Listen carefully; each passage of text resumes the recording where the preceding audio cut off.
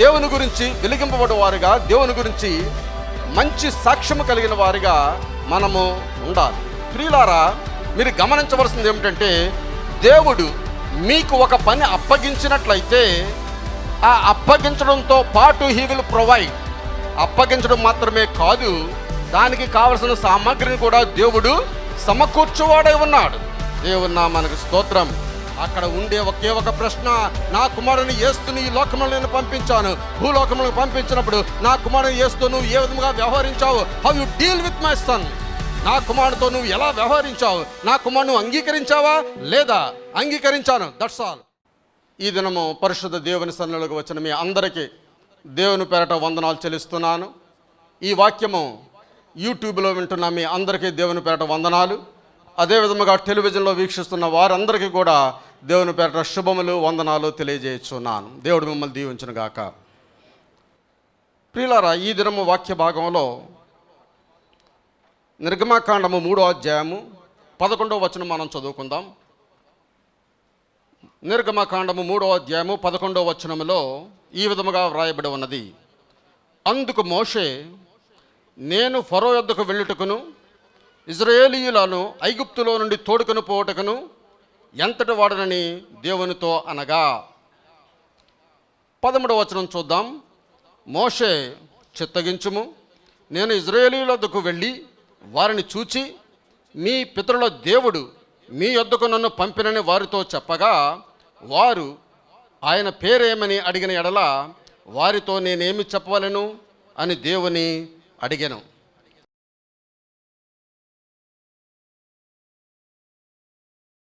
పరిశుద్ధుడు సర్వాధికారి యేసు ప్రభువా, మీ అతి పరిశుద్ధ నామానికి వందనాలు, స్తోత్రాలు, స్తుతులు చెల్లించుకుంటున్నాం.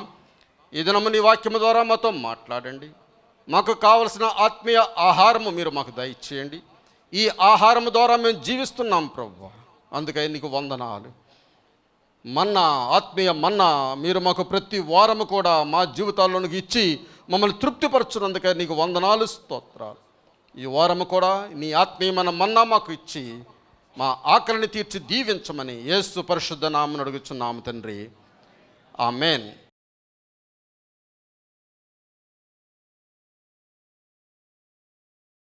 దేవుని నామమునకు స్తోత్రం. హల్లెలూయా. 1987వ సంవత్సరంలో సెప్టెంబర్ మాసంలో నేను అమెరికాలో ఒక కాలేజీలో జాయిన్ అయ్యాను. ఆ కాలేజీలో ఏం బోధిస్తారంటే, ఎవాంజలిజం గురించి బోధిస్తారు, లిటరసీ గురించి వారు చెబుతారు. ఆ సబ్జెక్ట్ చదవడానికి నేను అమెరికా వెళ్ళడం జరిగింది. అయితే నేను అక్కడికి వెళ్ళినప్పుడు 7 దేశాల వాళ్ళు అక్కడికి వచ్చారు. మా ఇన్స్టిట్యూట్లో 7 దేశాల వాళ్ళు ఉండేవారు. ఇండియా వాళ్ళు ఉండేవారు, కలకట్టా నుండి, ఆంధ్రా నుండి ఇండియా వాళ్ళు కూడా ఉండేవారు. అమెరికా వారు కూడా అక్కడ చదువుకోవడానికి వచ్చారు. లండన్ నుండి కూడా కొంతమంది చదువుకోవడానికి అక్కడ వచ్చారు. ఫిలిప్పీన్స్ నుండి కూడా చదువుకోవడానికి వచ్చారు. కొరియా నుండి, ఆఫ్రికా నుండి వారు అక్కడ చదువుకోవడానికి వచ్చారు. మేమందరం కూడా ఒకే బిల్డింగ్లో ఉండేవాళ్ళము. నాకు ప్రత్యేకంగా ఒక రూమ్ ఇచ్చారు. ఇండియా వాళ్ళు అందరూ ఉన్నప్పటికి కూడా నాకు ప్రత్యేకంగా ఒక రూమ్ ఇచ్చారు. ఆ రూమ్కి ఏం పేరు రాశారంటే, సాధు సుందర్ సింగ్ అని పేరు రాశారు. సాధు సుందర్ సింగ్ అని పేరు రాసి నాకు ఆ రూమ్ ఇచ్చారు. మా కోర్స్ అయిపోయిన తర్వాత అందరూ కూడా వెళ్ళిపోయారు. అందరూ వెళ్ళిపోయిన తర్వాత మా డైరెక్టర్ స్కాట్ గారు వచ్చి ఆ రూమ్లన్నీ కూడా చెక్ చేశాడు. చెక్ చేస్తే కొంతమంది రూములు చిరిగిపోయిన కాగితాలతోనూ చెత్తతోనూ కొన్ని రూములు ఉన్నాయి. ఆయన చాలా బాధపడ్డాడు. ఆ తరువాత నేను వెళ్ళిపోయిన తర్వాత నా రూమ్ కూడా చెక్ చేశారట. నా రూమ్ చెక్ చేసినప్పుడు వాళ్ళు ఇచ్చిన స్టేట్మెంట్ ఏమిటంటే, నాకు రాసిన స్టేట్మెంట్ ఏమిటంటే, I never seen a cleanest person in our institute, you are the one అని వారు నా గురించి సాక్ష్యం చెప్పారు. దేవుని నామానికి స్తోత్రం. హల్లెలూయా. అలాగనే నేను కొన్ని దినముల క్రితము రెవరెండ్ బిఆర్ హిక్స్ గారి గృహంలో నేను ఉన్నప్పుడు ఆమె నాకు మంచి పాష్ అంటే పెద్ద 7 స్టార్ హోటల్లో అంత అందమైన రూమ్ వారు నాకు ఇచ్చారు. నాకు ఇచ్చినప్పుడు ఆ రూమ్లో నేను ఉండేవాడిని. ఆ రూమ్లో ఉండి వెళ్ళిపోయిన తర్వాత ఆ రూమ్ క్లీన్ చేయడానికి వచ్చిన వాళ్ళు అన్నారంట, క్లీన్ చేయడానికి ఏమీ లేదన్నారట. క్లీన్ చేయడానికి వచ్చిన వారు క్లీన్ చేయడానికి ఏమీ లేదు ఇక్కడ అన్నారట. అది రెవరెండ్ బిఆర్ఎక్స్ గారికి ఆ రిపోర్ట్ వెళ్ళినప్పుడు ఆమె నన్ను పొగుడుతూ అదేవిధంగా లెటర్ రాశారు. ఒక వ్యక్తి సాక్ష్యము ఆ దేశానికే సాక్ష్యముగా ఉంటుంది.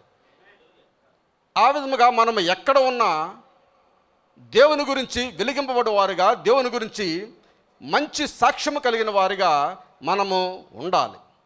ఆ విధముగా ఉన్నప్పుడు మనము దేవుని ఘనపరచువారుగా ఉంటాం, దేశానికి మంచి సాక్ష్యం తీసుకుని వచ్చేవారుగా ఉంటాం. మా ఇన్స్టిట్యూట్లో మేము ఏం చేసేవాళ్ళమంటే రైటింగ్ స్కిల్స్, ఇంగ్లీషు రాని వారికి ఏ విధముగా రాయాలో నేర్పించడం జరుగుతూ ఉండేది. ఇల్లిటరేట్స్, చదువు లేని వారికి. నేను ఒక వ్యక్తిని చూశాను. ఒక బస్ కాంప్లెక్స్ దగ్గర నిలబడి ఉన్నాడు. బస్ కాంప్లెక్స్ దగ్గర నిలబడి ఉండి పేపర్ చదువుకుంటున్నాడు. పేపర్ చదువుకుంటూ ఉంటే అతను ఒక బ్లాక్, నలుపు వ్యక్తి, ఆఫ్రికా నుండి వచ్చిన వ్యక్తి పేపర్ చదువుకుంటూ ఉన్నాడు. పేపర్లో ఏమిటి న్యూస్ అని అడిగితే ఆయన నాకు చెప్పడం లేదు న్యూస్. ఎందుకు పేపర్ చదువుతున్నాడంటే అసలు చదవరాదు, యాక్చువల్గా చదవడం రాదు, చదివినట్టు అలా పట్టుకొని ఉన్నాడు, బొమ్మలు చూస్తున్నాడు అంతే. అటువంటి వారిని మేము గమనించి, అలాగే చర్చెస్లో కూడా చదువు లేని వాళ్ళు ఉంటారు, అటువంటి వారిని గమనించి వారికి మేము ఒక క్లాసెస్ కండక్ట్ చేసేవాళ్ళం. సెల్స్, లిటరసీ సెల్స్ అని అవి కండక్ట్ చేస్తూ ఉండేవాళ్ళం. ఇందులో భాగంగా ఈ 7 దేశాల మీద కూడా నన్ను లీడర్గా పెట్టారు. 7 దేశాల మీద నన్ను లీడర్గా పెట్టారు. అలా లీడర్గా పెట్టినప్పుడు నేను చేయవలసిన పని ఏమిటంటే బ్రాడ్కాస్ట్ చేయాలి, రేడియోలో ప్రకటించాలి, టెలివిజన్లో ప్రకటించాలి, డోర్ టు డోర్ వెళ్ళి ఇల్లిటరేట్ పీపుల్ ఉన్నారా లేదా అని చూచి వారికి లిటరసీ నేర్పిస్తామని చెప్పేసి మనం చెప్పాలి. అది నేను చేయవలసిన పని మా గ్రూప్తో వెళ్ళి. ఆ విధంగా మేము చేస్తూ ఉండేవాళ్ళము. నేను అనుకునేవాడిని మొదట్లో, ఏ అమెరికా ఆయనకి ఇచ్చినా, ఏ ఇంగ్లాండ్ ఆయనకి ఇచ్చినా బాగా చేసేవాడు కదా, నాకు ఇచ్చేదేమిటి, నాకు ఇంగ్లీష్ సరిగా రాదు, నాకు మాట్లాడడం సరిగా రాదు, నాకు ఇచ్చారేమిటి అని చెప్పేసి నేను అనుకుంటే మా ప్రిన్సిపల్ స్కాట్ గారు నీవే చేయాలని పెట్టాడు. ఇది నీవే చేయాలని, ఈ జాబ్ నీకే అప్పగించామని ఆయన పెట్టడం జరిగింది. నాకు తెలుసు I don't have an ability, నాకు ఏ సామర్థ్యత లేదు, ఆ పని చేసే సామర్థ్యత నాకు లేదు అని నాకు తెలుసు. అయితే ఏదో విధంగా దేవుని పని అని చెప్పి నేను భయంతోనే దానిని అంగీకరించడం జరిగింది. అయినప్పటికీ లో సెల్ఫ్ ఎస్టీమ్ అనగా నాకు రాదు, నేను చేయలేను, నేను చెందలేను అని ఫీలింగ్తోనే ఉండేవాడిని, భయంతో ఉండేవాడిని. అయితే దేవుని పని చేయడానికి మనము ఏ ఎక్స్క్యూజ్, ఏ కారణము చెప్పి తప్పించుకోవడానికి మనం ప్రయత్నం చేయకూడదు. అది దేవుడి పని. దేవుని పని గురించి నేర్చుకోవడానికి మనం వెళ్ళాం కాబట్టి కారణాలు చెప్పి ఆ పనిని తప్పించుకోవడానికి మనం ప్రయత్నం చేయడానికి వీలు లేదు. మనం ఆర్గ్యుమెంట్ లేకుండా, డిస్కషన్ లేకుండా దేవుని పని మనకు అప్పగించినప్పుడు ఎస్ సార్ నేను చేస్తాను అని మనం ముందుకు రావాలి. ఆ విధముగా వచ్చువారి గురించి దేవుడు చూస్తూ ఉన్నాడు. దేవుని నామమునకు స్తోత్రం. దేవుని పనికి నెపము చెప్పడము లేక కారణాలు చెప్పడం అనేది చాలా అపాయకరమైనది. కారణాలు చెప్పి ఈ పని నేను చేయలేను అని తప్పించుకోవడం అనేది చాలా అపాయకరమైన విషయం. కాబట్టి దేవుని వాక్యము చదివితే ఎంత అపాయకరమైనదో మనం అర్థం చేసుకోగలవారమై ఉన్నాం. ఇక్కడ మోషే విషయం మనం చూసాం. మోషేకు దేవుడు పని అప్పగించాడు. అప్పుడు మోషే అంటున్నాడు, నేను ఎంతటి వాడను అంటే నాకు సామర్థ్యం లేదు అని మోషే మాట్లాడుచూ ఉన్నాడు. అందుకు మోషే, చిత్తగించము, వారు నన్ను నమ్మరు, నా మాట వినరు, యెహోవా నీకు ప్రత్యక్షము కాలేదు అని అంటారు. అలా చెప్పగా నేను ఏం చేయాలి? కొన్ని వంకలు, కొన్ని కారణాలు, నాకు ఎబిలిటీ లేదు, నా దగ్గర సామర్థ్యం లేదు అని దేవునికి తిరిగి చెప్పుచున్నాడు. ప్రియులారా, మీరు గమనించవలసింది ఏమిటంటే దేవుడు మీకు ఒక పని అప్పగించినట్లయితే ఆ అప్పగించడంతో పాటు హీ విల్ ప్రొవైడ్. అప్పగించడం మాత్రమే కాదు, దానికి కావలసిన సామగ్రిని కూడా దేవుడు సమకూర్చువాడై ఉన్నాడు. దేవుని నామానికి స్తోత్రం. హల్లెలూయా. ఇక్కడ నేను ఒక టేబుల్ చేయమని చెప్పాను. కిరణ్ రాజశేఖర్ ఒక టేబుల్ చేయమని చెప్పాను. ప్రభురాజ్ సంస్కారం ఇచ్చుకోవడం ఒక టేబుల్ చేయండి అని చెప్పాను. చెప్పినప్పుడు వారు వెంటనే వారు షీట్ కొని అది తయారు చేయడం మొదలుపెట్టారు. అది ఎలాగా అనలేదు. వారు ప్లాన్ తీసుకున్నారు, వారు చేసుకున్నారు, నా దగ్గరికి వచ్చారు, నా ప్లాన్ తీసుకున్నారు, నేను ఇలా కాదు అలా చేయని చెప్పాను, అలా చేస్తారు. దేవుడు మనకు పని అప్పగించినప్పుడు దానికి if you have a vision God will have a provision. నీకు దర్శనము దేవుడు నీకు ఇచ్చాడంటే ఆ దర్శనం నెరవేర్చబడ్డానికి దేవుడు నీకు సామర్థ్యాన్ని అనుగ్రహించే ఆ దర్శనం ఇచ్చేవాడై ఉన్నాడు. అంతేగాని ముందుగా నీకు సామర్థ్యం ఇచ్చి నువ్వు ఇది చేయని చెప్పేవాడు కాడు. దేవుని వాక్యంలో కూడా చెప్తున్నది, ఇయుడి మీకు ఇవ్వబడును, మీకు ఇచ్చిన తర్వాత ఇవ్వండి అని చెప్పలేదు. బైబిల్లో అలా చెప్పలేదు. నేను మీకు ఇస్తాను అప్పుడు నాకు ఇవ్వండి అని చెప్పలేదు. ముందుగా ఏం చెప్పాడు? ఇయ్యుడి, మీకు ఏమున్నదో దానిలోనిదే ఇవ్వండి, అప్పుడు దేవుడు మీకు సమకూర్చువాడై ఉన్నాడు. దేవుని నామానికి స్తోత్రం. 10వ వచనంలో అంటున్నాడు, అప్పుడు మోషే, ప్రభువా, ఇంతకు మునుపైనను నీవు నీ దాసునితో మాట్లాడినప్పటి నుండి అయినను నేను మాట నేర్పరని కాను, నేను నాలుక మాంద్యము గలవాడనని యెహోవాతో చెప్పాడు. దేవుని నామానికి స్తోత్రం. నాకు ఏ స్కిల్ లేదు, నేను మాట్లాడలేను, నేను నత్తివాడిని, మాంద్యం అంటే నత్తివాడిని, సరిగా మాట్లాడలేను అని దేవునితో చెప్పినట్లుగా మనం చూస్తూ ఉన్నాం. 13-15 వచనాలు చదివినప్పుడు అందుకు అతడు, అయ్యో ప్రభువా, నీవు పంపదలచిన వారినే పంపుము. ఆయన మోషే మీద కోపపడి, లేవీయుడగు నీ అన్నయ్యన అహరోను లేడా? అతడు బాగుగా మాట్లాడగలడని నేను ఎరుగుదును. ఇదిగో అతను నిన్ను ఎదుర్కొనవచ్చుచున్నాడు. అతడు నిన్ను చూచి తన హృదయమందు సంతోషించును అని అంటున్నాడు. దేవునికి కోపం పుట్టించాడు. మోషే ఇన్ఎబిలిటీని చూపించి నాకు సామర్థ్యం లేదని చెప్పి మోషే దేవునికి కోపము పుట్టించినట్లుగా మనం చూస్తున్నాం. అయితే ఈ నత్తివాడైనా నాలుక మాంద్యము కలవాడైనా మోషేను దేవుడు ఎందుకు ఎన్నుకున్నాడంటే, ఈ లోకములో సిల్వర్ టంగ్ ఆరేటర్స్ అంటారండి, చాలా గొప్పగా మాట్లాడేవాళ్ళు ఉంటారు, చాలామంది ఉన్నారు ఈ లోకంలో. అయితే దేవుడు నోటి మాంద్యము గలవాడని, నాలుక మాంద్యము గలవాడని మోషేను ఎన్నుకున్నాడు. దేవుని కార్యాలు ఆ విధంగా ఉంటాయి. దేవుడు ఒక గొప్ప వ్యక్తిని ఎన్నుకోవాలని కోరడం లేదు. దేవుడు ఎవరిని ఎన్నుకోవాలని కోరుతున్నాడంటే, లోబడే వ్యక్తిని, అవైలబుల్ అయ్యే వ్యక్తిని, ప్రభువా నీ పనికి నేను దొరుకుతాను అని చెప్పే వ్యక్తిని దేవుడు ఎన్నుకోవాలని కోరుచున్నాడు. నీకు ఎంత ఎబిలిటీ ఉండవచ్చు, నీకు ఎన్ని స్కిల్స్ ఉండవచ్చు, నీకు ఎంత ఏమున్నప్పుడు కూడా if you are not available to God, then God will not use you. దేవుడు నిన్ను వాడుకోడు. దేవుడు నిన్ను వాడుకోవాలంటే యూ షుడ్ బి అవైలబుల్. నువ్వు దేవునికి దొరకాలి, అప్పుడు దేవుడు నిన్ను వాడుకొని వాడై ఉన్నాడు. దేవుని నామానికి స్తోత్రం. ఈ మోషే కారణాలన్నీ కూడా చెప్పి దేవునికి కోపం రప్పించాడు. అయితే దేవుడు ఒక ప్రణాళిక కలిగి ఉన్నాడు. ఆ ప్రణాళిక ఏమిటండి?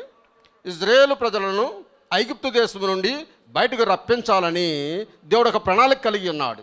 అయితే మోషే ఈ కారణాలన్నీ చెప్పిన దాన్ని బట్టి దేవుని యొక్క ప్రణాళిక మార్చేసుకుంటాడా వచ్చే సంవత్సరానికి, లేక 10 సంవత్సరాలకి, లేకపోతే బాగా మాట్లాడేవాడు వచ్చే వరకు నేను వెయిట్ చేస్తానని దేవుని యొక్క ప్రణాళిక మార్చుకుంటాడా? దేవుడు ప్రణాళిక మార్చుకునేవాడు కాడు. దేవుని నామానికి స్తోత్రం.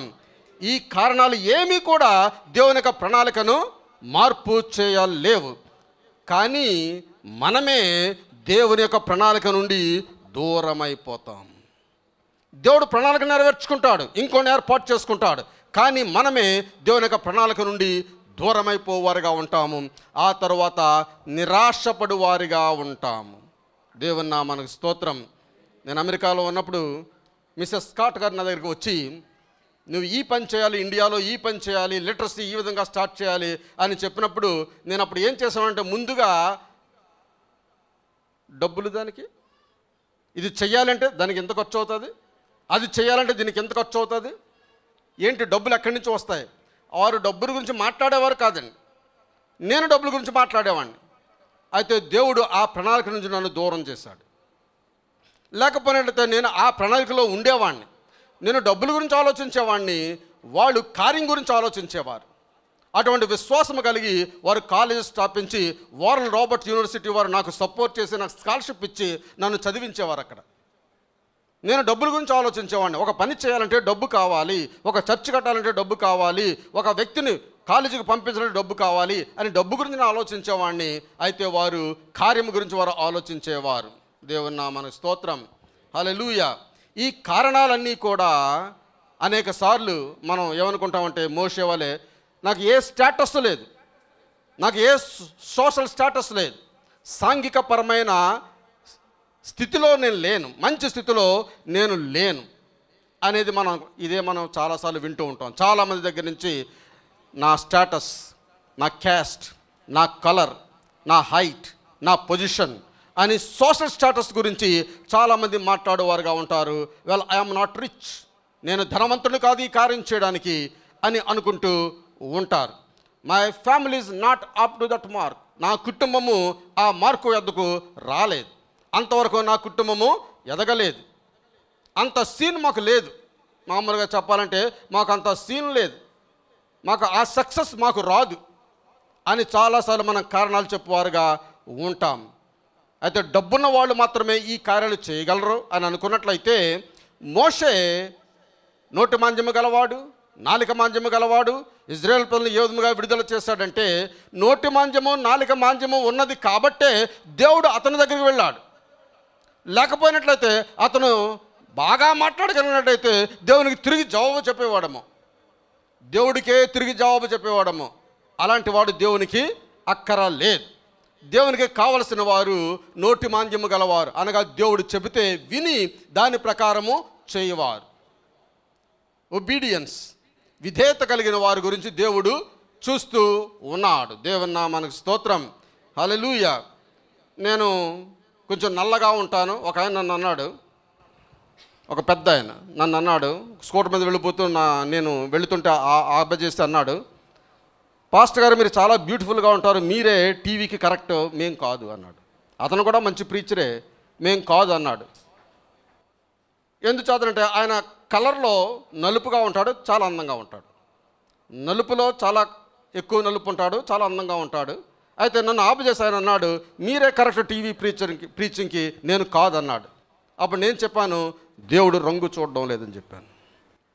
దేవుడు రంగు చూడడం లేదు, దేవుడు ఎత్తు చూడడం లేదు, దేవుడు నీ ఎబిలిటీని చూడడం లేదు, నీ ఒబీడియన్స్ని, నీ అవైలబిలిటీని దేవుడు చూస్తున్నాడు అని నేను చెప్పడం జరిగింది. దేవుని నామమునకు స్తోత్రం, హల్లెలూయా. న్యాయాధిపతుల గ్రంథంలో కూడా ఇవే సాకులు, లేకపోతే ఇవే కారణాలు గిద్యోను కూడా చెబుతూ ఉంటాడు. 15వ వచనం చూసినప్పుడు 6:15 అంటున్నాడు, అతడు చిత్తము నా ఏలినవాడా, దేని సహాయం చేత నేను ఇజ్రాయేలును రక్షింపగలను, నా కుటుంబము మనష్షే గోత్రంలో ఎన్నిక లేనిదే, నా పితరుల కుటుంబంలో నేను కనిష్ఠుడై ఉన్నానని ఆయనతో చెప్పాను. అందుకు యెహోవా ఆయననేమి, దేవుని నామమునకు స్తోత్రం, ఒప్పుకున్నాడు, రియాలిటీని ఒప్పుకున్నాడు. బోస్టింగ్ లేదండి, తన గురించి కానీ, తన కుటుంబం గురించి కానీ, తన ఎబిలిటీని గురించి కానీ ఏమీ బోస్టింగ్ లేదు. ఇక్కడ గిద్యోను ఒప్పుకున్నాడు, అది కరెక్టే. దేవుడు అంటున్నాడు, ఆయననేమి, న్యాయాధిపతుల్లో ఆయననేమి, నేను నీకు తోడయ్యుందును, హల్లెలూయా, నేను నీకు తోడయ్యుందును, ఆయననేమి, నేను నీకు తోడయ్యుందును. ఈ మాట చాలా అందమైన మాట అండి. ఆయననేమి, ఏది ఏమైనప్పటికి కూడా నేను నీకు తోడయ్యుందును గనుక ఒకే మనిషిని హతము చేసినట్లు మిద్యానీయులను నీవు హతము చేయదువని సెలవిచ్చను. హల్లెలూయా. ఎందుచేతనంటే రియాలిటీని ఒప్పుకున్నాడు గిద్యోను. ఒప్పుకున్నప్పుడు దేవుడు అన్నాడు, అయినా పర్వాలేదు. దేవుని నామమునకు స్తోత్రం. ప్రియులారా, మనం కూడా మన జీవితంలో దేవుని కార్యాలు చేయడానికి, ప్రార్థనలు చేయడానికి, సాక్ష్యం చెప్పడానికి, స్వార్థ ప్రకటించడానికి నేను అర్హుని కాదు అని చాలామంది అనుకుంటూ ఉంటారు. అయితే మీ యొక్క ఇన్ఎబిలిటీ, మీ కారణాలన్నీ కూడా దేవుడు వినంటున్నాడు. ఆయననేమి, నేను నిన్ను ఏర్పాటు చేసుకొని ఉన్నాను. దేవుని నామమునకు స్తోత్రం. ఈ సంఘములో ఉన్న 400 మందిని కూడా దేవుడు ఏర్పాటు చేసుకొని ఉన్నాడు. ఒక పాస్టర్ గారినే కాదు, ఒక చదువుకున్న వాళ్ళనే కాదు, ఒక సంఘ పెద్దనే కాదు, అందరినీ కూడా స్త్రీలను పురుషుల్ని దేవుడు ఏర్పాటు చేసుకొని ఉన్నాడు. దేవుని నామానికి స్తోత్రం. హల్లెలూయా. మిద్యానీయులు ఇజ్రాయేలును తరుముచున్నారండి. 16వ వచనం అంటాడు, నేను నీకు తోడయుందును గనుక ఒకే మనిషిని హతము చేస్తున్నట్లు మిద్యానీయులను నీవు హతము చేయదు అని సెలవిచ్చెను. దేవుని నామానికి స్తోత్రం. హల్లెలూయా. నీవు ఏ కుటుంబంలో పెరిగిన వాడవైనా, ఏ కులంలో పెరిగిన వాడవైనా, మన దేశం గురించి, మన దేశంలో కులం అనే మహమ్మారి ఉన్నది కాబట్టి దాని గురించి కూడా మనం ఉచ్చరించుకోవాలి.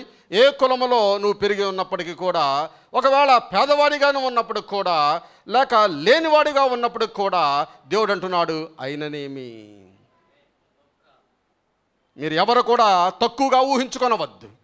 అయిననేమి దేవుడు నాకు తోడై ఉన్నాడు.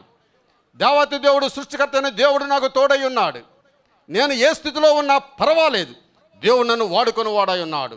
దేవుడు నాకు విజయాన్ని ఇచ్చివాడై ఉన్నాడు. దేవుని నామానికి స్తోత్రం. హల్లెలూయా. ఒక్కోసారి దేవుడు చెప్పిన పని మనకు చాలా కష్టంగా ఉండవచ్చు. It is too hard.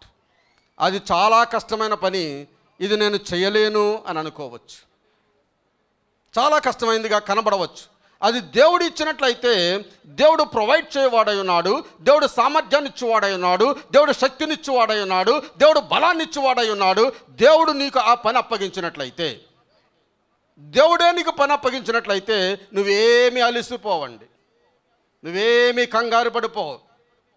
2011వ సంవత్సరంలో రెవరెండ్ దినకరణ గారు మీటింగ్స్ పెట్టమని కాకినాడపట్నంలో మాకు నాకు అప్పచెప్పారు. అప్పచెప్పినప్పుడు మేము రోజు ఏ విధంగా వెళ్ళేవాళ్ళంటే మీటింగ్కి, ఒక స్పెక్టేటర్స్, ప్రేక్షకులు ఏ విధముగా వస్తారో ఆ విధముగా మేము మీటింగ్కి వెళ్ళి కూర్చొని హాయిగా ఎయిర్ కండిషన్ క్లైమేట్ అనుభవించి 9 గంటలకల్లా ఇంటికి వచ్చేసేవాళ్ళం.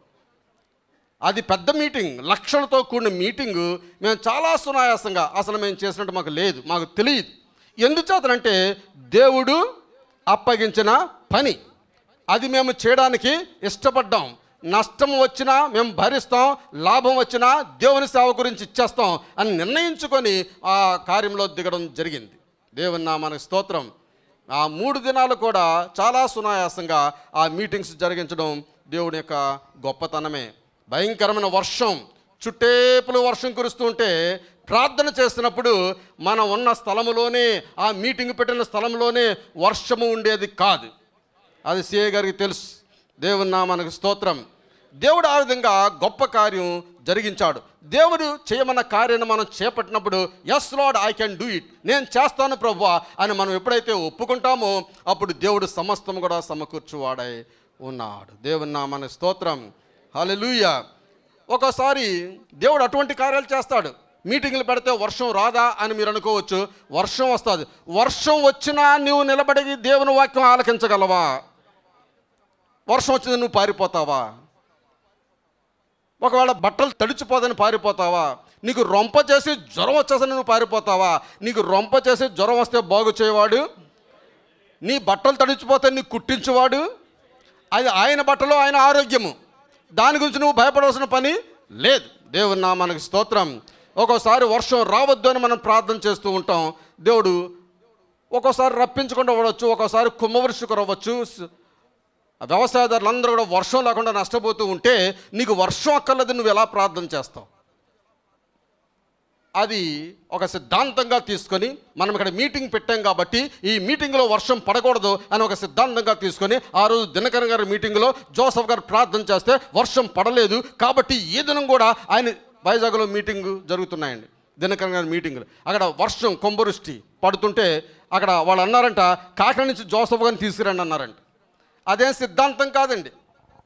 వర్షం పడకుండా ప్రార్థన చేస్తే ఆగిపోద్ది అనేది ఒక సిద్ధాంతం బైబిల్లో లేదు. అక్కడ దేవుడు అలా జరిగించాడు అంతే. దేవుని నామానికి స్తోత్రం. దేవుడి నామాన్ని మహింపరచబడానికి దేవుడు అలా జరిగించాడు. నేను అక్కడ ప్రకటించాను, ఇక్కడ వర్షము రాదు, ఈ మేఘము అవతలకు పో అని నేను అడిగాను. ఆ మేఘం అక్కడి నుంచి పోయింది, అక్కడ వర్షం కురవలేదు. అదొక సిద్ధాంతం కాదు, ఒక ప్రిన్సిపల్ కాదు.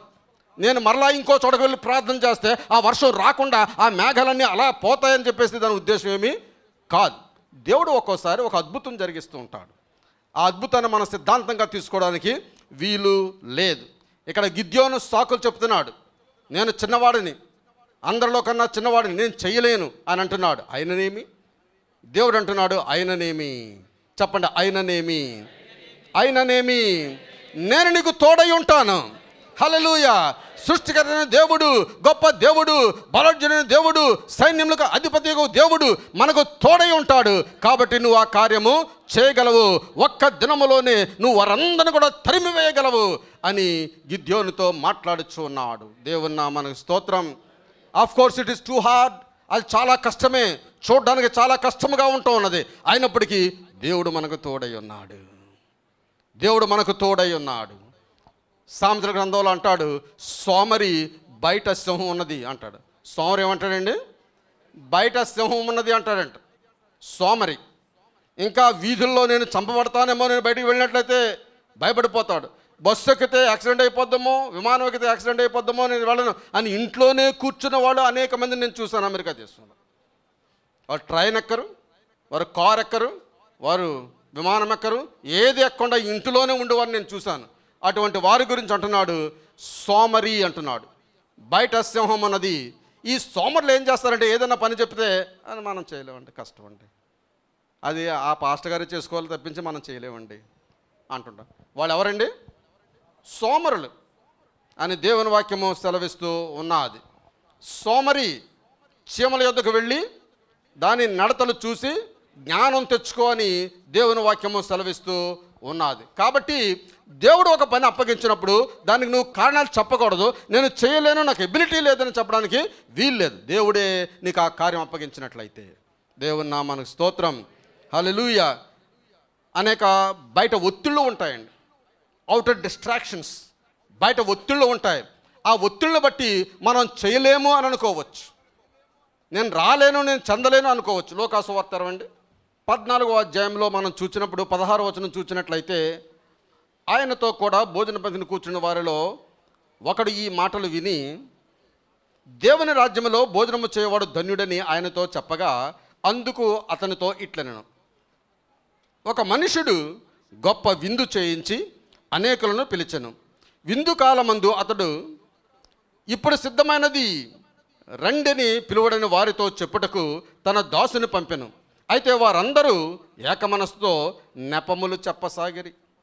విందు చేయించాడు, విందు చేయించినప్పుడు నెపములు చెప్పసాగారంటండి.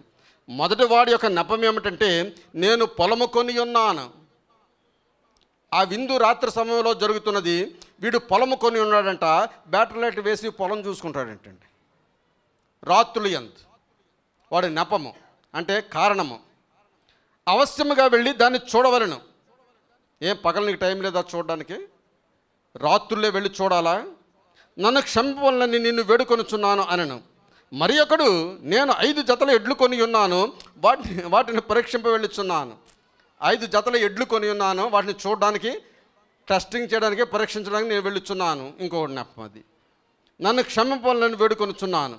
మరి ఒకడు, నేను ఒక స్త్రీని వివాహం చేసుకొని ఉన్నాను, అందుచేత నేను రాలేను అనను. నాకు పెళ్ళయింది, అందుచేత నేను రాలేను. పెళ్ళైన వాడు తప్పనిసరిగా ఇటువంటి విందులకు పాల్గొనాలి.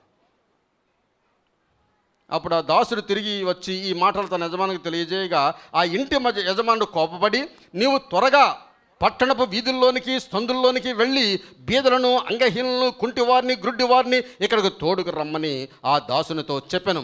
అంతటా దాసుడు, ప్రభువా నీ వాక్య ఆజ్ఞాపించినట్లు నేను చేస్తుని ఇంకనూ చోటు ఉన్నదని చెప్పాను. అందుకు యజమానుడు, నా ఇల్లు నిండి ఉండినట్లు నీవు రాజమార్గంలోనికి, కంచెల్లోనికి వెళ్ళి లోపలికి వచ్చుటకు అక్కడ వారిని బలవంతము చేయుము. దేవుని నామమునకు స్తోత్రం. ఏలయనగా పిలువబడిన ఆ మనుషుల్లో ఒకడును నా విందు రుచి చూడని మీతో చెప్పుచున్నాను అనెను. కారణాలు ఇక్కడ దేవుడే విందు చేయితే, ఒక గొప్ప వ్యక్తి విందు చేయితే కారణాలు చెప్పి మానివేశారు. ఆ మానివేసినప్పుడు ఆ విందు ఎవరికి వెళుతుందండి? పేదవారికి, కుంటివారికి, గుడ్డివారికి, వికలాంగులకు ఆ విందు వెళ్ళిపోతూ ఉన్నది. దేవుని నామమునకు స్తోత్రం. హల్లెలూయా. అదేవిధముగా దేవుడు ఎంత గొప్ప విందు చేయించి ఆయన మనల్ని ఆహ్వానిస్తే, ఎవరు కూడా ఆహ్వానికి రాకపోతే మనము పేదవాళ్ళము, వికలాంగులము, గుడ్డివారము, తెలియని వారము, అజ్ఞానులైన దేవుడు మనకు ఆ విందు ఆరగించే గొప్ప సమయాన్ని దేవుడు మనకిచ్చాడు. హల్లెలూయా. పెద్ద పెద్ద వాళ్ళందరూ కూడా అవకాశాన్ని జారవిడుచుకున్నారు, దేవుడు మనకు అవకాశాన్ని ఇచ్చాడు. దేవుని నామమునకు స్తోత్రం. అలాగా కారణాలు చెబితే నిన్ను ఆశీర్వదించేటప్పుడు దేవుడు కూడా కారణాలు చెప్పి నీ ఆశీర్వాదం నీకు రాకుండా చేయవాడేమో ఒకవేళ. కాబట్టి కారణాలు చెప్పడానికి వీలులేదు. వారిని బలవంతముగా ఎలాగైనా తీసుకురా అని చెప్పి అర్హత లేని వారిని అందరినీ కూడా ఆ విందుకు పిలిపించి ఆ విందులో భోజనం చేయడానికి దేవుడు ఏర్పాటు చేశాడు. దేవుడు తన యొక్క ప్రణాళిక మన మీద ఫోర్స్ చేసి మనకు అప్పగించాలని చూచేవాడు కాడు. ఫోర్స్గా మనకు అప్పగించాలని చూచేవాడు కాడు. నాకు ఇవాళ కుదరదు అంటే రేపటి వరకు దేవుడు ఆగేవాడు కాడు. ఇవాళ కుదరదన్నావు అంటే ఈవేళ దేవుడు ఇంకోని ఏర్పాటు చేసుకుంటాడు. కాబట్టి దేవుడు ఇంకోని ఏర్పాటు చేసుకోక ముందే దేవుని చెప్పిన ప్రణాళిక, దేవుడు చెప్పిన కార్యము మనము చేయవారిగా ఉండాలి. దేవుని నామమునకు స్తోత్రం. హల్లెలూయా. ఆ తర్వాత చాలాసార్లు ఈ కారణాలు ఏమిటంటే ఇతరుల మీద నెట్టువారిగా ఉంటాం. ఈ కారణాలు నేను చేయలేను, పలానాని చేయగలడు అని మనం చెప్పుకునే వారుగా ఉంటాం. పెద్దవాడు చిన్నవాని మీద కారణాలు నెట్టువానిగా ఉంటాడు. ఆదాము విషయంలో మనం చూసినప్పుడు ఆదాము కూడా కారణాలు ఇతరుల మీద నెట్టినట్లుగా మనం చూస్తున్నాం. 3వ అధ్యాయం 9వ వచనం చూసినట్లయితే దేవుడని యెహోవా ఆదామును పిలిచి నీవు ఎక్కడ ఉన్నావని అడిగాను. అందుకు అతడు నేను తోటలో నీ స్వరము వినినప్పుడు దిగంబరిగా ఉంటుంది గనుక భయపడి దాగుకొంటిని అనెను. అందుకు ఆయన నీవు దిగంబరవని నీకు తెలిపినవాడు ఎవడు? నీవు తినకూడదని నేను నీకు ఆజ్ఞాపించిన ఫలవృక్షములు తింటివా అని అడిగాను. అందుకు ఆదాము తింటిని అని చెప్పాలి కదండి. అందుకు ఆదాము నేను తిన్నాను ప్రభువా అని చెప్పాలి. దానికి బదులుగా ఆదాము అంటున్నాడు, అందుకు ఆదాము నాతో ఉండుటకు నీవు నాకు ఇచ్చిన ఈ స్త్రీయే ఆ వృక్షఫలములు కొన్ని నాకియగా నేను తింటిని. డైరెక్ట్గా చెప్పడండి సమాధానం. ఎస్సా నో అంటే కారణం చెప్తాడు, ఎస్సా నో చెప్పడం. మనం కూడా అంతే. చాలా సమయాల్లో నువ్వు ఈ పని చేసావంటే దానికి కారణం ఇలాగ ముక్కు ఇలా ఉన్నదని చెప్పి తిప్పి చెప్పి తీసుకొని వచ్చి అందుకు అలా జరిగింది అని చెప్తాం. కానీ దేవుడు అడుగుతున్నాడు ఎస్ ఆర్ నో, అంతే. నువ్వు తిన్నావా? అంతే. తిన్నాను, లేదు. ఆ విషయం నాకు కావాలని దేవుడు అంటుంటే వీడు ఆదాము గారు ఏం చేస్తున్నారంటే నువ్వు నాకు ఇచ్చిన ఆ స్త్రీ ఏ వృక్షఫలములు కూడా నాకు ఈగా నేను తింటిని అన్నాడు.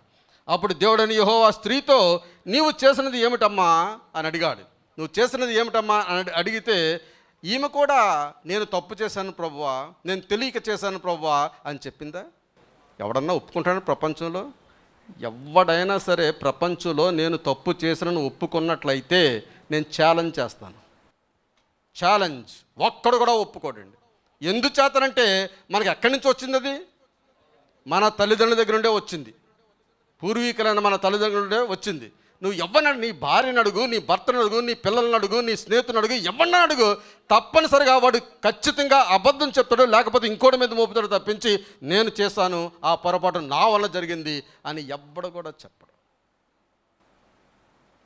చెప్పడంటున్నారు కాబట్టి మనం కూడా అలా ఉందారనుకుంటున్నారా?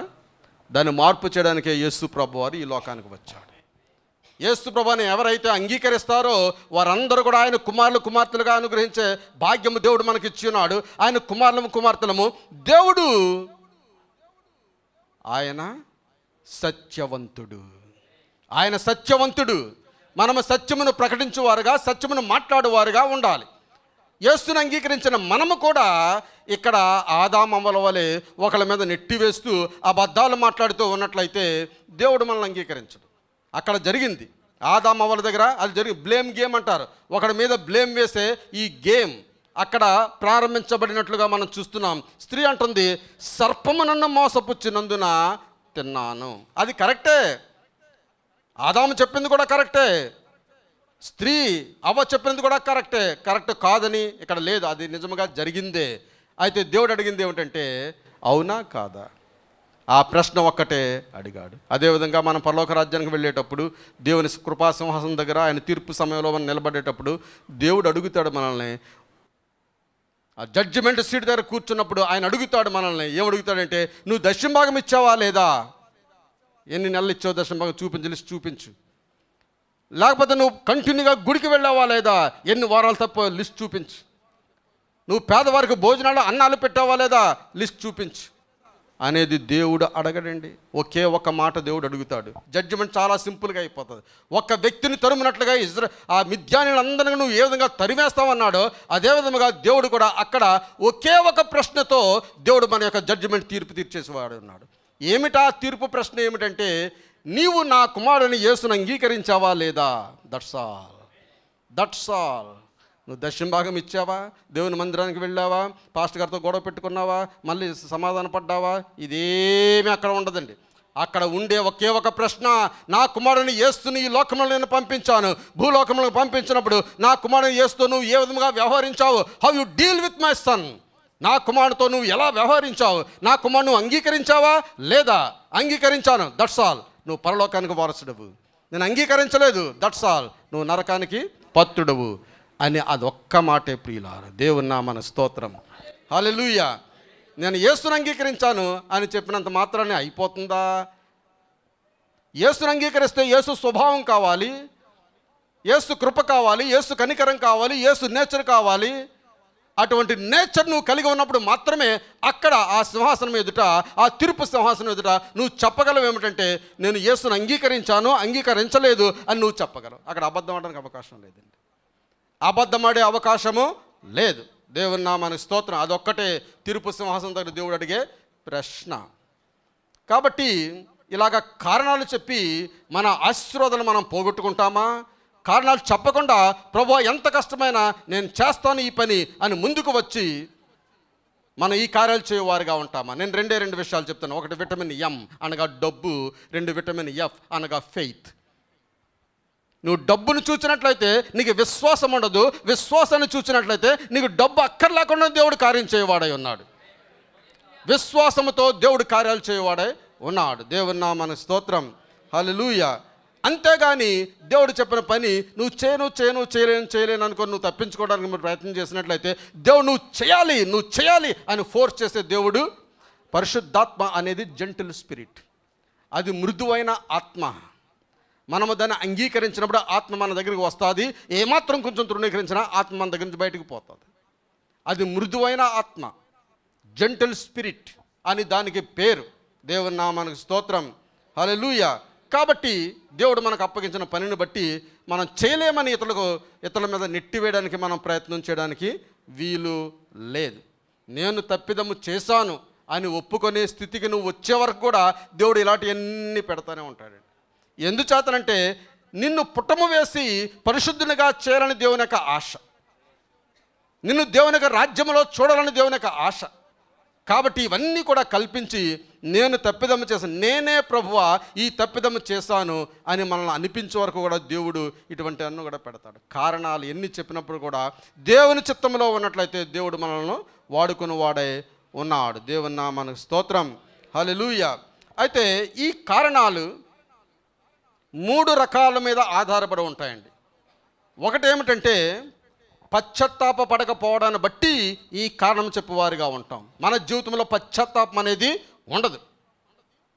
భక్తిగానే ఉంటాం, మంచి బట్టలు వేసుకుంటాం, దేవుని మందిరానికి వస్తాం, పాటలు పాడతాం, డాన్స్లు వేస్తాం, అన్నీ చేస్తాం. కానీ repentance, the lack of repentance, పశ్చాత్తాపము లేని జీవితము నువ్వు కలిగి ఉండడాన్ని బట్టి ఈ కారణాలు, ఈ సాకులని చెప్పడం జరుగుతుంది. రెండవది ఏమిటంటే దేవుడంటే గౌరవం లేకపోవడాన్ని బట్టి, లేక్ ఆఫ్ ఆనర్. దేవుడంటే నీకు గౌరవము, దేవుడంటే నీకు భయము లేకపోవడాన్ని బట్టి ఈ విధమైన కారణాలు చెప్పువానిగా ఉంటావు. ఒక పాస్టర్ గారు చిన్న పని అప్పు చెప్పాడంటే వెంటనే ఐ వాంట్ టు అటెండ్, నేను వెళ్ళి అక్కడ పని చేయాలి, పాస్టర్ గారు చెప్పారు అని నువ్వు ఎప్పుడైతే వచ్చి చేస్తావో అప్పుడు నీకు నా మీద గౌరవం ఉన్నదని అర్థం. ఏమేన్ అవునండి. పాస్టర్ గారు ఒక పని చెప్పితే నువ్వు ఎన్ని పనులున్నా సరే దాన్ని విడిచిపెట్టేసి పాస్టర్ గారు చెప్పిన పని నేను చేయాలి అని చెప్పి నువ్వు వచ్చావు అనుకోండి, అప్పుడు పాస్టర్ గారి మీద నీకు గౌరవం ఉన్నదని అర్థం. అంతేగాని కారణాలు చెప్పి తప్పించుకొని మాకు చాలా బిజీగా ఉన్నదండి, కుదరదండి అని చెప్పేసాం అనుకోండి, పాస్టర్ గారి మీదకి ఏమాత్రం కూడా గౌరవం లేదు. అదే విధముగా దేవుడు చెప్పిన పనికి కారణాలు చెప్పి తప్పించుకుంటున్నావు అంటే దాని అర్థం ఏమిటంటే దేవుడు అంటే నీకు గౌరవము లేదు. దానికి ఇంకా ఏమీ ఎనాలిసిస్ అక్కర్లేదండి. గౌరవం లేకపోవడాన్ని బట్టి కారణాలు చెప్పువానిగా ఉంటావు. లేకపోయినట్లయితే శ్రద్ధ, దేవుడు పని అంటే శ్రద్ధ, దేవుడు మాట అంటే శ్రద్ధ, దేవుని కార్యం అంటే శ్రద్ధ. అటెంటివ్నెస్ లేకపోవడాన్ని బట్టి, శ్రద్ధ లేకపోవడాన్ని బట్టి, దేవుని పని అంటే శ్రద్ధ లేకపోవడాన్ని బట్టి ఈ కారణాలన్నీ చెప్పువారుగా ఉంటాం. ప్రియులారా, దేవుని మందిరములో దేవుని గూర్చిన శ్రద్ధ, దేవుని వాక్యాన్ని గూర్చిన శ్రద్ధ మనం కలిగి ఉండాలి. ఆ శ్రద్ధ లేకపోయినట్లయితే, ఆ సీరియస్గా దేవుని తీసుకోకపోయినట్లయితే దేవుడు మన దగ్గర ఉండడు. దేవుడు మన దగ్గర ఉండాలంటే దేవుడిని మనం సీరియస్గా తీసుకోవాలి, ఎగతాళిగా తీసుకోవద్దండి. దేవుని మందిరం కూడా ఎగతాళిగా ఉండేవారు ఉన్నారు. వాక్యం చెప్పిన తర్వాత ఎగతాళిగా చేసేవాడు ఉన్నారు. ఒక పాస్టర్ గారు వచ్చి బోధ చెప్తుంటే ఆ పాస్టర్ గారు బోధ ఎగతాళిగా చేసుకుంటారు. లేకపోతే మీటింగ్లో బోధ చెప్తుంటే ఆ మీటింగ్ బోధ ఎగతాళిగా చేసుకుంటారు. అలాగా ఎగతాళి దేవుని వాక్యాన్ని బట్టి ఎగతాళి చేయడానికి వీల్లేదు. నీకు అర్థమైనా అర్థం అవ్వకపోయినా you have to be, bend your head. నీ తల వంచవలసిందే, ఆ దేవుని వాక్యం అది. అటువంటి భయము దేవుడంటే కలిగి ఉండాలి. అంతేగాని ఎగతాళి దేవుని వాక్యాన్ని బట్టి మనం ఉండడానికి వీలు లేదు. దేవుని నామానికి స్తోత్రం, హల్లెలూయా. చాలా సమయాల్లో మనం అనుకుంటాం, చెప్పాడు కానీ ఏం ఇవ్వలేదు, ఎలా చేస్తాం? దేవుడు చెప్పాడు, ఏం ప్రొవిజన్ లేదు, ఎలా చేస్తాం? అంటే దేవుడు అన్యాయస్తుడా? దేవుడు చెప్పిన పని చేయకుండా, దేవుడు చెప్పిన పనికి ఆయన సహాయం చేయకుండా ఉండువాడా? కాదు. 16వ అధ్యాయం చదవండి, మత్తయి సువార్త 16వ అధ్యాయం. ఆయన శిష్యులు అద్దరికి వచ్చి రొట్టెలు తెచ్చుటకు మరచరి. అప్పుడు యేసు చూచుకొనుడి, పరిసయ్యులు సద్దూకయ్యులు అనువారి పులిసిన పిండిని గూర్చి జాగ్రత్తపడి. మత్తయి సువార్త 16వ అధ్యాయం 5వ వచనం. కాగా వారు, మనము రొట్టెలు తేలనందును కదా ఈ మాటలు తమతో చెప్పినని ఆలోచించుకొనుచూ ఉండేది. అది యేసు ఎరిగి, అల్ప విశ్వాసులారా, మన యొద్ద రొట్టెలు లేవని మీరెందుకు ఆలోచించుకొనుచున్నారు? మీరింకనూ గ్రహింపలేదా? 5 రొట్టెలు 5,000 మందికి పంచిపెట్టినప్పుడు ఎన్ని గంపెళ్ళు ఎత్తురో అది అయినను, 7 రొట్టెలు 4,000 మందికి పంచిపెట్టినప్పుడు ఎన్ని గంపెళ్ళు ఎత్తురో అది అయినను మీకు జ్ఞాపకం లేదా? యేసు ప్రభువారు ఒక చొరకేస్తున్నాడండి. ఆహారము లేదు, మనం రొట్టెలు తేలేదు అని అంటున్నాడు. దేవుడు అంటున్నాడు, ఐ విల్ సప్లై, నేను నీకు సప్లై చేయవానిగా ఉంటానంటున్నాడు. అదే ముందు వచనం చూసినట్లయితే 2వ వచనంలో, సాయంకాలము మీరు ఆకాశం ఎర్రగా ఉన్నదని గనుక వర్షము కురియదని, ఉదయం ఆకాశం ఎర్రగా మబ్బుగా ఉన్నది గనుక నేడు గాలివాన వచ్చునని చెప్పుదురు కదా. మీరు ఆకాశ వైఖరిని వివేచింప నెరుగుదురు కానీ ఈ కాలము సూచనలు వివేచింప లేదు. మీరు ఆకాశము వైఖరి వివేచింప నెరుగుదురు కానీ ఈ కాలము సూచనలను వివేచింప లేరు. మీకు అంతా తెలుసు, దేవుడు ఏ కార్యం చేయొచ్చున్నాడో అంతా తెలుసు. ఆకాశం ఎర్రగా ఉంటే, ఆకాశం మబ్బుగా ఉంటే, ఉదయం ఎర్రగా ఉంటే, సాయంత్రం ఎర్రగా ఉంటే ఏం జరుగుతుంది ఇదంతా తెలుసు, కానీ దేవుని కార్యాలు మీరు వివేచింపడం లేదు అంటున్నాడు. దేవుని నామానికి స్తోత్రం, హల్లెలూయా. తలాంతులు దాచిన వాడి గురించి కూడా అదే అంటున్నాడు. నువ్వు ఇలాంటి వాడవని నేను అనుకోలేదు. దేవుని గురించి అంటాను, నువ్వు ఇలాంటి వాడవని నేను అనుకోలేదు కాబట్టి నేను దాచిపెట్టానంటున్నాడు. ఇర్మియాలో అంటున్నాడు, నేను బాలుడను అంటాడు. నేను బాలుడను, బాలుడవైతే ఏమి? దేవునిలో బాలుడు, దేవునిలో ముసలివాడు, దేవునిలో లావుగా ఉన్నవాడు, దేవునిలో సన్నముగా ఉన్నవాడు, ఎర్రగా ఉన్నవారు, తెల్లగా ఉన్నవారు, నల్లగా ఉన్నవారు, పసుపుగా ఉన్నవారు, అది ఏ భేదము లేదండి దేవునిలో. నువ్వు బాలుడు అయినా దేవుడు వాడుకుంటాడు. మనం ఈ కారణాలన్నీ కూడా ఎందుకు చెప్తామంటే, దేవుడిచ్చిన పని చేయకుండా ఎందుకు చెప్తామంటే, మీరు వినువారు మాత్రమై ఉండి, యాకోబులు అంటాడు, మీరు వినువారు మాత్రమై ఉండి చేయడం లేదు. కబుర్లన్నీ వచ్చండి, వాక్యాలన్నీ వచ్చు, వింటారు, అంతా వచ్చు, వినువారు మాత్రమే, దాని ప్రకారము చేయవారు కాదు. అందుచేతనే ఇటువంటి కారణాలన్నీ కూడా చెబుతూ ఉంటారు అని దేవుని వాక్యము సెలవిస్తూ ఉన్నది. ప్రియులారా, ఈ కారణాలన్నీ కూడా ఏమిటో మీకు తెలుసా? దేవుడు పని చేయలేమని చెప్పే కారణాలన్నీ కూడా సాతాను మనకిచ్చిన పరికరాలు. సాతాను మనకిచ్చిన పరికరాలు, ఆ పరికరాలు ఉపయోగించి దేవుని పనికి ఉపయోగపడకుండా సాతాను మనకి కారణాలనే పరికరాలు మనకు ఇచ్చుచూ ఉన్నాడు. దేవుని నామానికి స్తోత్రం, హల్లెలూయా. కాబట్టి మన మీద మనము విశ్వాసము కలిగి ఉండాలి. మన మీద మనం విశ్వాసం కలిగి ఉండాలి. మన విశ్వాసం మీద మనం విశ్వాసం కలిగి ఉండాలి. దేవుని నామానికి స్తోత్రం, హల్లెలూయా. నేను ఉన్నతమైన సాంఘిక స్థితిని కలిగి లేకపోయినా దేవుడు నాతో ఉన్నాడు. ఇది చాలా కష్టమైన దేవుడు చేయించగలడు. ఆ సామర్థ్యాన్ని దేవుడు నాకు ఇవ్వగలడు. నేను బయట ఒత్తిళ్ళు ఉన్నప్పుడు కూడా దేవుడు ఒత్తిళ్ళు అధిగమించి నన్ను దేవుని కార్యములో ముందు కొనసాగింపగలడు. దేవుని నామానికి స్తోత్రం. ఇతరుల మీద నేరము మోపుట, నెపము మోపుట అనేది తప్పు అని మనం ఎప్పుడైతే గ్రహించగలమో అప్పుడు దేవుని యొక్క కార్యాలు చేయడానికి ముందుకు వెళ్ళగలవారమై ఉన్నాం. ఎలాగ చేయాలి అని అనుకున్నప్పుడు దేవుడు మార్గాన్ని తెరుస్తాడు. అయిననేమి, ఇది గుర్తుపెట్టుకోండి ప్రియులారా, అయిననేమి, ఆ ఒక్క మాట గుర్తుపెట్టుకోండి. ఏ స్థితిలో ఉన్నప్పుడు కూడా, ఎంత కష్టంగా ఉన్నప్పుడు కూడా, అయిననేమి దేవుడు నాకు తోడై ఉన్నాడు, నేను నీకు తోడయ్యిందను. దేవుడి మాటలు దీవించును గాక.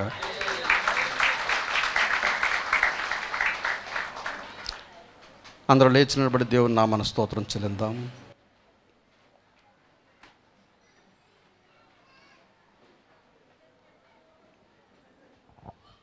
అందరూ చెప్పండి, అయిననేమి యెహోవా నాకు తోడై ఉన్నాడు, ఆయననేమి యేసు నాకు తోడై ఉన్నాడు, ఆయననేమి ఆయనకు శక్తినిచ్చాడు, ఆయననేమి ఆయనకు బలాన్నిచ్చాడు. హల్లెలూయా, హల్లెలూయా, హల్లెలూయా.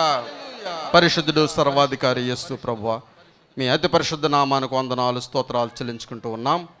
ప్రభువా, ఈ ఉదయ కాలంలో నీ వాక్యం ద్వారా మీరు మాతో మాట్లాడి ఉన్నారు. నీవు ఏ పని అయితే అప్పగించావో ఆ పని జరిగించడానికి సాతాను అనేకమైన కారణాలు చూపించి, ఆ కారణాలే మాకు పరికరముగా ఇచ్చి నీ పని చేయకుండా, నీ ఆశీర్వాదాలు మేము పొందుకోకుండా సాతాను చేయుచున్నదని ఈ వాక్యం ద్వారా మేము తెలుసుకొని ఉన్నాము. మేము చిన్నవారమైనా, మేము తక్కువ వారమైనా, మేము సాంఘిక స్థితిలో లేకపోయినా, మేము ఒక దగ్గర డబ్బు లేకపోయినా, అయిననేమి నేను నీకు తోడై ఉన్నాను అని వాక్యం ద్వారా మమ్మల్ని బలపరిచిన దేవా నీకు వందనాలు స్తోత్రాలు. మరలా వచ్చేవారు మేమందరము కలుసుకొని నీలో సంతోషించు పర్యంతము నీ ఆత్మకు తోడుగా ఉంచి నడిపించవలసిందని యేసు పరిశుద్ధ నామమున అడుగుచున్నాము తండ్రి. ఆమేన్, ఆమేన్. తండ్రి అని దేవుని యొక్క ప్రేమయు, తన కుమారుడు మన నిజ రక్షకుడైన యేసు ప్రభువారి యొక్క కృపయు, పరిశుద్ధాత్మ కన్యన సహవాసము ఇప్పుడు ఎల్లప్పుడు మనకును మనవలే కనిపెడుచున్న పరిశుద్ధులందరికీ, మన ప్రభువు ప్రియరక్షకుడు యేసుక్రీస్తు వారి మధ్య ఆకాశంలో రెండవ రాకలో ప్రత్యక్షమ పర్యంతము పరిశుద్ధులందరికీ, ఈ దినము దేవుని మందిరంలో ఉన్న బిడ్డలు ఇంకా కొంతమంది రాలేకపోయి ఉన్నారు, వారందరికీ దేవుడు తోడయ్యుండును గాక. ఆమేన్, ఆమేన్. శ్రద్ధగా వాక్యం మీ అందరికీ దేవుని బిడ్డ వందనాలు చెల్లిస్తున్నాను. దేవుడు మిమ్మల్ని దీవించును గాక. Thank you.